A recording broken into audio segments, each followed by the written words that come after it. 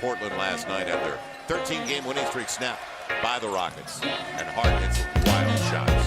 He'll return with malicious intent. That didn't look soft at all. That is.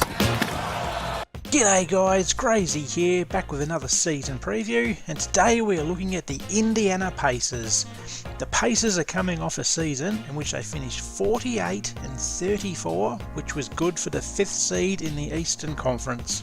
Unfortunately for them, that meant a first round encounter with the Cleveland Cavaliers and a showdown with LeBron James. The Pacers gave them everything they had and forced them to Game 7, where they ultimately came up short. Pacers had a few opportunities to win this series, but ultimately LeBron got through. The great news, the king is gone. LeBron is now in the Western Conference, and the Pacers look to take full advantage of that. Even with that result, the Pacers would have taken a 48-34 season at the beginning of the year, when Paul George decided he wanted out and forced his way to a trade to Oklahoma. The return of Victor Oladipo and Domantas Sabonis did not please Pacer fans. They wanted the GM gone, and they were outraged with the return they got. They have to be stunned with Victor Oladipo turning in a 23 points per game, 5 rebound, 4 assist season, shooting threes at 37%. Victor got an opportunity to play big minutes as the number 1 guy, and he took it, and he went all the way to the All-Star game, and he looked like a player who can carry a team and had many clutch moments.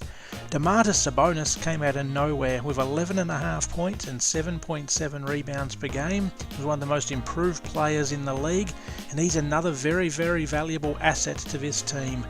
As a throw-in in the Paul George trade, Domantas is a very handy pickup.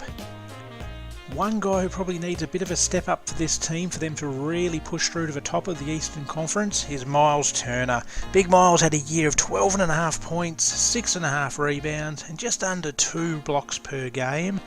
But we expect a bit more from Miles. The talent is there, the athleticism is there.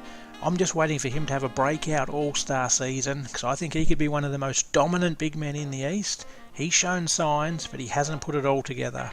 Hopefully this summer, working with Team USA, he can learn from some of the other players and come back and have a monster year. This year, Pacer fans will have to go in without the legend Lance Stephenson. Stunningly, Lance was waived by this team, and Lance has found his way into the Los Angeles Lakers.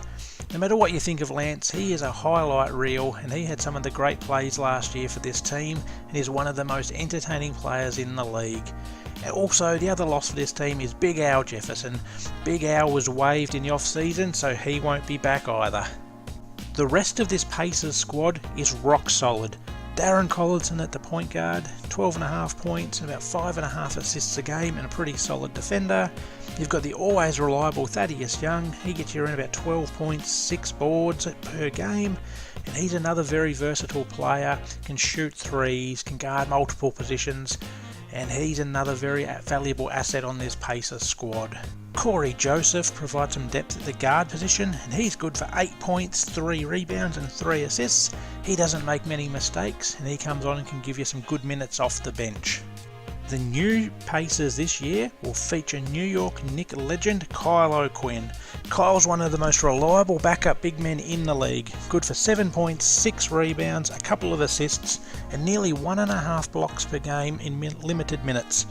Big Kyle will be looking forward to playing for a good team. Whilst he was with the Orlando Magic, they racked up the most losses in the NBA in his time, and he managed to repeat that deal with the New York Knicks. He'll be thrilled to be on a good team, and he's joined by other Knick legend Dougie McBuckets.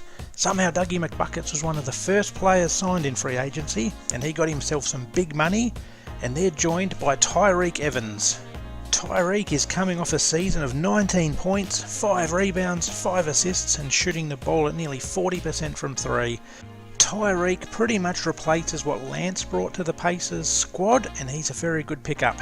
They also picked up Aaron Holiday in the draft, and they hope he can contribute to the team straight away as well. And now we're going to solve one of the great NBA conundrums. The Pacers also have Bojan Bogdanovic. Big Bojan is good for 14 points a game, and he can bang threes at nearly 40%. Do not confuse him with Bogdan Bogdanovic of the Sacramento Kings, because he's also in the NBA and he's also pretty good. And this one is Boban Marjanovic. Don't confuse him for anyone, because he's huge and he's not that good, but he's funny. So where do we think this Pacers squad ends up? I think without LeBron, they push to be one of the top 3 teams in the Eastern Conference. And with their depth, I wouldn't be surprised if they can push for the conference final. I think Boston and Philly are the top 2 teams in the East, with the Pacers right there, and I wouldn't be surprised if the Pacers could push those teams. What do you guys think? Where do you think the Pacers end up? Feel free to drop your predictions in the comments, or if there's a team or a player you would like to see a preview of, feel free to drop that in there and I will do my best. Thank you very much for watching.